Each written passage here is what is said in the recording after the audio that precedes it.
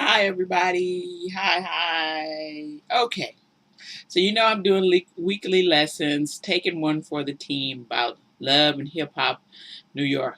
Lord, I am taking one for the team. Trust and believe. I almost wanted to give up this week. I was just like, oh, Lord, I can't. I don't think I can take a whole season of this and stuff. But I do want to keep trying to bring lessons because there actually are lessons, as horrible as they might be, for everyday folks, for this. Because, like I say, rest assured, I know regular Jane and John, average Doe, are doing this all the time and stuff. It's not something that just, ratchet people are doing. A bunch of people are doing this. And it's something to keep in mind that there's lessons in things. And there's lessons in everything. If you're looking for them, there's lessons in everything and stuff, And so this week's show was particularly whatever, okay? Just, you know, wow. But this week's lesson is desperate and dumb is no way to go through life. If you've ever seen the movie Animal House, there's a scene where the guys from the fraternity have been caught, and they're all sitting in the dean's office, and the dean looks at, is looking at the students, and I forget if it was John Belushi or the other kind of rotund guy in there, but he was like, stupid and fat is no way to go through life. And I love that movie. I think it's hilarious. Every time it comes on, I think it's hilarious. I think it's the most hilarious movie ever and stuff. And so as I was watching Love and Hip Hop New York this week and watching what was going on, I thought to myself, yeah, Dumb and Desperate is no way to go through life. The first part that kind of started off is last week we kind of talk about the gentleman Peter Guns, who's, well, that's, I use that word loosely with him, and his star that he's managing. Now it's kind of been revealed that they were married, and so she tells the other guy who's trying to get her, Rich Dollars, who's trying to get her on his label to sing, that her and her manager are married, although he's living with his girlfriend of 13 years who has two children for him. But they've been married. Peter Guns comes back, and Rich is, and he's asking, well, you didn't tell him, and he's like, tell him what, what, as usual, the kind of look of deer in headlights with dudes who are keeping secret. What you talking about? And then she proceeds to say, well, you didn't tell him we were married, and then he gets really upset and tells her, well, we're married, but I told you that you couldn't tell anybody that we were married. Okay.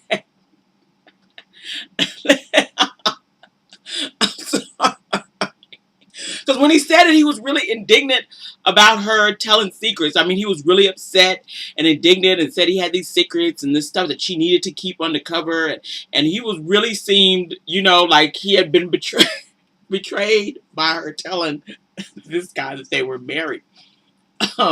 Okay, the entitlement issues that involves are like a whole nother blog. Okay, for somebody to actually get indignant about me not keeping a secret marriage. That's a whole other blog.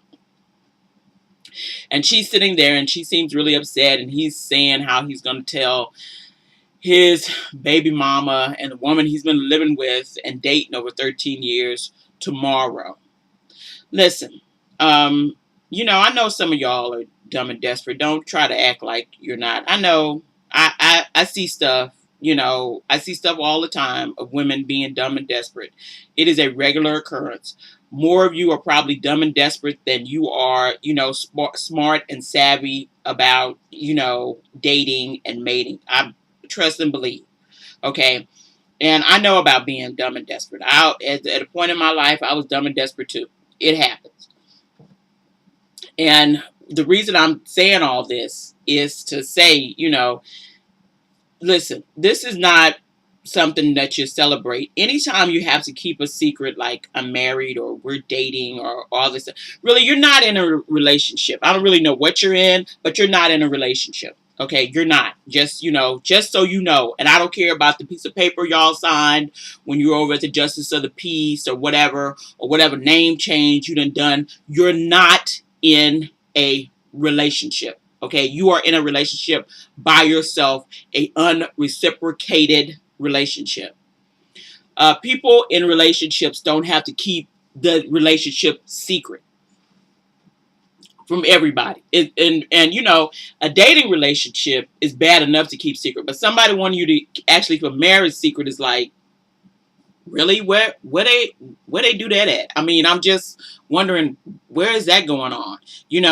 I mean, particularly here in the United States. I know some places, but really, where is that happening?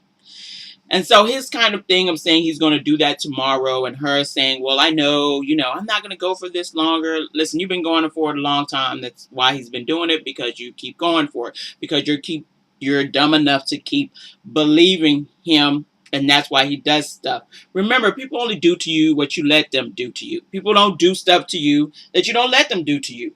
I was talking earlier this week about, people were talking about, I saw another really good relationship expert and blogger, Paul Brunson, talking about a letter he got from a woman who was talking about her husband had a secret female friend for a long time that she didn't know about, that she had just recently sort of found out about, and she was really upset, and she wasn't really sure what to do about it and all this stuff. And people were saying, well, yeah, go, cuss him out, go blah blah this, go, and really there was a person who actually had good information to give for married couples, because it's different if you're dating and if you're married. Okay, I don't know what people think. Dating and marriage are not the same thing. So if you've never been married, you can't really speak on marriage because it's not the same as dating. And yeah, dating, I'd probably go screw you, goodbye.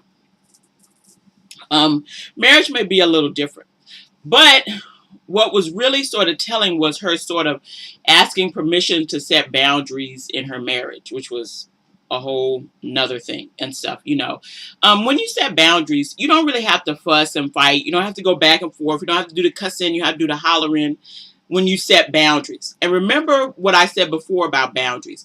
If you don't have consequences, then you don't have boundaries, and stuff. So a lot of people around here setting boundaries with no consequences and thinking no, you don't have boundaries if you don't have consequences, because something has to happen once people violate boundaries, which is why consequences happen. But if you have no consequences, you have no boundaries, you have nothing.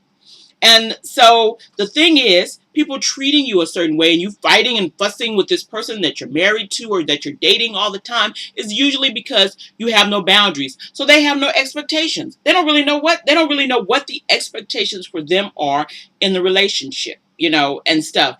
And I'm a boundary person, because boundaries can keep down a lot of arguments and fight. If I just tell you, hey, you know, okay, if you do such and such, this is what will happen, and stuff. We don't have to fight about it. When it happens, I don't have to fight with you about it. I don't have to fuss with you about it. I just start doling out consequences, whatever they are. There's no need for me to go into a big hubbub and a big huff with you about, what you should or ought to did. You already knew what you should have done, but you didn't do it. So now you get consequences, whatever those might be. And she can be as mad as she like and fall all down. The girl was hurt and whatever, and he was sitting there indignant as if he'd somehow been violated, which, okay, whatever, with narcissistic men with narcissistic personality disorder and stuff, but he was really indignant about it. And then there was another new couple introduced, Erica Jean and some guy named Saigon. I don't even know what people, really, you have to have a real name for me to date you, an actual name. Okay. But he was some kind of rapper, and he started talking about them having a relationship, and, and they decided to have a baby. I don't know how people decide to have babies and not have marriage, but whatever, and then he ended up getting her pregnant, but it was an accident, and they were talking about having a baby, and then they ended up, and I guess whatever talk they was having, she somehow within the talk thought, hey, he's saying he wants a baby. So she ends up getting pregnant, but he has another woman pregnant, and now he has two kids, 1 month apart. um and she's fighting, and he's fighting, and she won't let him. Her father doesn't approve of him, and they're having troubles, and and Mr. Don't Tell Nobody, we're married, is giving him advice, which, blind leading the blind is always a bad thing. um if people got a really bad rocky relationship in marriage, those are probably not the people that you would take marriage advice from. Just, just a little hint, just a little side note there and stuff. But of course, he's telling him that he needs to get a paternity test, and all this sort of stuff, although he has these two babies, and stuff. And she's, really wants to get back with him, and the desperation pouring out of people's mouths and veins. I know desperate people think they don't appear desperate, but let me assure you, you do. As much as you try to hide that you're not desperate, you always appear desperate, because desperation comes out in actions and in words. That's how desperation comes out. So really, many times you may say things that may not sound desperate, but your actions may show that you are desperate. The actions of trying to hook back up with a man who sort of left you to, have a baby all alone, and all this stuff, and didn't even want to honor you with the marriage, and also had another baby with, within a month of, had another baby with someone else within a month. Those are all, and you still wanting to somehow, I don't know, make a life, or I can't even call that making a life. But make some sort of dysfunctional relationship with this person shows your desperate actions, and stuff. And her saying, I wanted to have his baby and stuff, I'm not really, I don't really even know what's wrong with women. Um, Really, I'm just, you know, why would I want to have some random person's child, a person who wouldn't even give me the honor of having his last name, and stuff, and supporting me during a pregnancy? Why, listen, and I know this is actually still going on, okay, even though it's not 1950s, I know this is still going on. There are still women out there thinking they're going to trap a man with a baby. I know that's happening. I know that's happening. Why is that happening? I don't know. But it still happens today. Although there is much evidence that that don't work at all. Not even a little bit. The only person that's trapped when you have a baby for somebody who doesn't really love you, and won't marry you before you have a baby and stuff, is you. You're it. You're the only person that will be trapped. That's how that works. But listen, I know that still goes on. That still happens. And I'm not really sure what it is about, women that still want to use that sort of manipulation to try to get a relationship with someone. I don't have to beg somebody to love me, or have to trap or manipulate or finagle someone into loving me. I mean, I actually deserve love.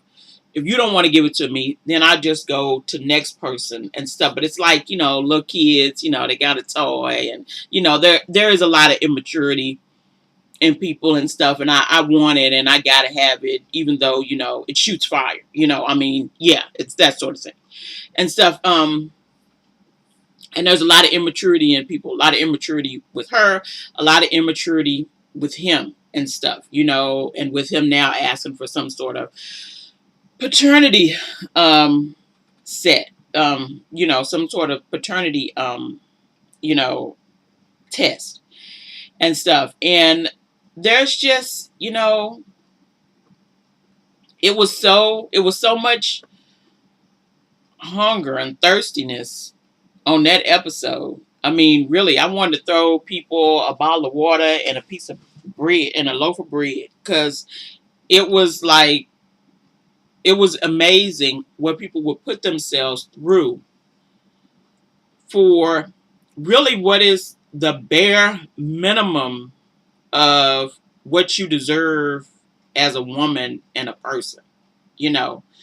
And I mean, people were going through and jumping through hoops of 10 hoops of fire and crawling on glass to really get, I don't even, my thought is nothing, really nothing, you know, just some man who really doesn't actually love himself, so he can't really actually love you and stuff, and there was so much codependency there. It was just, I mean, by the end, my head was swimming. I mean, I was just like, I got a headache. I mean, literally, I got a headache. And I'm telling y'all, I'm taking this for y'all to just give a lesson here, in hopes that somebody will know you don't have to do this. You don't have to do this, and stuff. There's another way. There's a better way. There's something else you can do. You don't have to trap yourself in a relationship or trap somebody else in a relationship or trap yourself into this long life of being sort of stuck in this dysfunctional thing with people, particularly, because people have no boundaries, because people have no expectations, because they don't really ask for anything, so they don't really get anything. And the whole thing is sort of this weird mind fuck. That's the best I could say, that's happening to a lot of people. The wife, sort of side chick wife, is, writing songs about her being a side chick, and and stuff, and her struggle and all this stuff, and he's lying every chance he can get to lie, about what he's gonna do or what he's not gonna do, and running all over town trying to keep women apart, and stuff like that, so they don't find out about one another, which, eventually, yes, somebody's gonna find out. Looks like next week and stuff. To do all this, and it's just like, it's so much simpler to live minus the deceit. I mean, I just, it's just, and nothing about these men is honorable or even valuable to any woman, and stuff. I mean, all this, oh, well, I guess they supposed to have money, but really, I can make money. Okay. Anybody can make money. That's not the thing, but I guess it seems valuable to them. But then if you're not really in a relationship with somebody, you're in some sort of, sort of, kind of, I don't know how to even say it, this sort of relationship that's sort of, all kind of weird, and back and forth, and just sort of this, weird sort of, you know puff of smoke almost thing that's not really anything. Then what does it matter if he's got a bunch of money, and stuff? He's not sharing it with you. He's not sharing anything with you. He's not sharing anything with you and stuff. So really, whatever he has is not yours. You're not married, so it's definitely not yours and stuff. So you don't even get the benefits, even legal benefits, tied to being married to someone, and stuff. Well, the side piece Mrs. does, I guess, but really she doesn't have any actual husband because he doesn't live in the house. He doesn't do anything. And listen, I believe in marriage, sure do. I'm a huge advocate for people marrying people. But I am not a advocate for people being in abusive marriages. And essentially, if you have to hide your marriage because somebody else is got somebody else and cheating, on them with you with the marriage, and it's back and forth, and they're living with them and someone with you, and that's not even that is a such a dysfunctional, abusive relationship that it sickens me almost, and stuff. I mean, it just was like, I'm like, I couldn't believe his indignation at her. I was just like, really? Okay. And but it's sickening because that's abusive, and stuff. And as much as I believe in marriage, I don't believe in people being in bad marriages. That's for sure. You just stay single, okay? And don't do that. Just for the sake of saying you got Mrs. Whoever, in your name. That's not, no, I'm not an advocate for that. No, no day, any day, okay, and stuff. I'm an advocate for healthy, strong, happy, joyous marriages, not for dysfunction. Because really, whatever that is, it's not even. I can barely even call that a marriage. I hate to even put that sort of. I hate to even put that sort of honor on that hot mess. That's not even a marriage. Okay, that's just some two people just got to sort of signing some papers together and doing whatever. Okay, because people still living as if they're single people. He certainly is and stuff, or at least as a person that's not committed to her, and stuff. So whatever. And you need to make sure that you're honoring yourself. I just My love for myself is outdoes any love I have for anybody else. It does. It just does. Um, my love for myself is the most important thing. And I'm not talking about it in a narcissistic way, because narcissists don't love themselves. They actually hate themselves. But my love for myself and my own self-interest is just outweighs anything. And as much as I, love my husband, I love me more. How do I love him if I don't love me? And stuff. And so you have to have first some self-love. And not one of these women participating in these dysfunctional weirdoness has any self-love, because if you had self-love, you wouldn't make those kind of choices for yourself. You wouldn't put yourself through that. I mean, people I love, I wouldn't do like that. Why would I love me, so why would I do me like that? That's just kind of, why am I not, I'm more important than that. So, for this week's lesson, of course, is, dumb and desperate is no way to go through life. um I'm hoping somebody gets something from this, and I'm hoping somebody learns something from this, because really, it's just getting harder and harder. I mean, this is the second show, and I'm just like, ooh, it's like, I don't know. Can I take this for a whole season? I don't even know. I don't even know. I'm hoping I can, because I think there are hard lessons, but it's hard to watch people, do this sort of stuff to themselves, especially beautiful, vital Black women. It's just hard to watch, and but hopefully, it's the hope that they get some lessons. I don't know, probably not. But you know what? If they don't, you certainly can. So I'll see you all probably next Wednesday with the next lesson of whatever it is for next time on Love and Hip Hop New York. I'll talk to you all later. Okay. Bye bye.